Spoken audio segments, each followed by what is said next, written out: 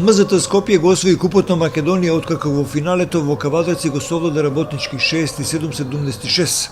Актуелниот шампион по една година го враќа куп трофеот во Јане Сандански. Со ова победа металците се изравнија со вкупниот број на освоени куп трофеи 9 со работнички. Надпреварот кој беше неизвестен до крај ги оправда очекувањата на вечното дерби и финалето на купот. Ова финале изобилуваше со резултатски пресврти, атрактивни потези, но и немили сцени на трибините во салата Јасмин во Кавадарци од страна на најувачките групи.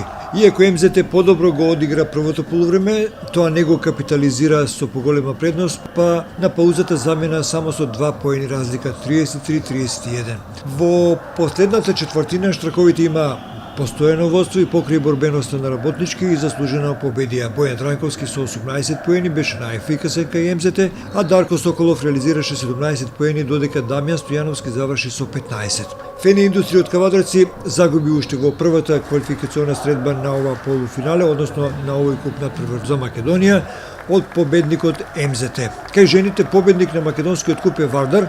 Во финалето тие ја победија екипата на Вигор 1862 со 72-50.